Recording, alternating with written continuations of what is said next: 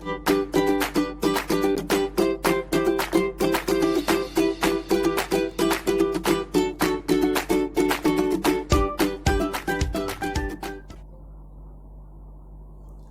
আলাইকুম, welcome to my channel আম্মুর kitchen. কেমন আছো তোমরা সবাই? আশা করি ভালো আছো।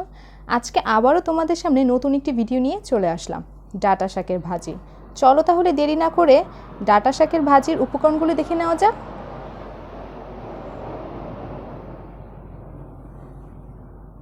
Subscribe now and press the bell icon. Never miss an update. এখানে রয়েছে 250 গ্রাম ডাঁটা শাক, পেঁয়াজ কুচি, 4টি কাঁচামরিচ, 4টি শুকনা মরিচ, স্বাদ মতো লবণ এবং 2 টেবিল চামচ রসুন কুচি। প্রথমে আমি পরিমাণ মতো তেল দিয়ে নিব। তেলটা গরম হয়ে আসলে শুকনা মরিচ হালকা ভেজে নিব।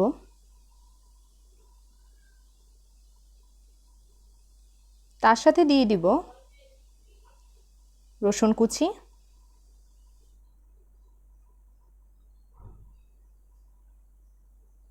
পেঁয়াজ কুচি,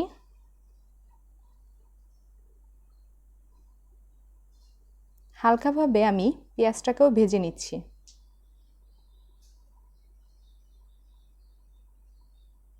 ভাজা হয়ে আসলে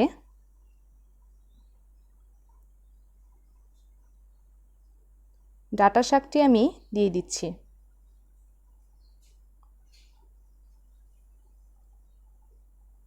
স্বাদ মতো লবণও দিয়ে দিচ্ছি। কাঁচামরিচটাও দিয়ে দিলাম।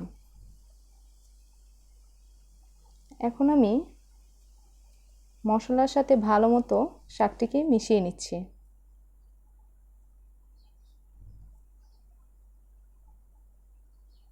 মেশানো হয়ে গেলে 1 মিনিটের জন্য আমি ঢেকে দিব। 1 মিনিট পর দেখো কত সুন্দর আমার শাকটা ভাজা ভাজা হয়ে এসেছে।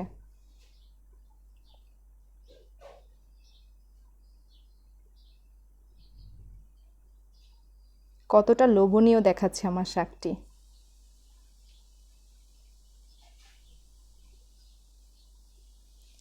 ডাঁটা শাকের ভাজি রান্না হয়ে গেল।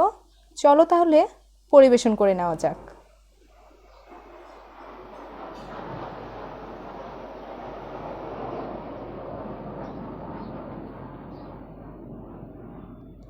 পরিবেশন করা হয়ে গেছে।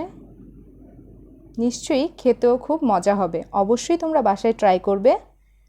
আমার চ্যানেলটিকে সাবস্ক্রাইব করে দিবে, লাইক, কমেন্ট এবং বেশি বেশি শেয়ার করে দিবে। আজকের মতো এখানে বিদায় নিচ্ছি। আসসালামু আলাইকুম।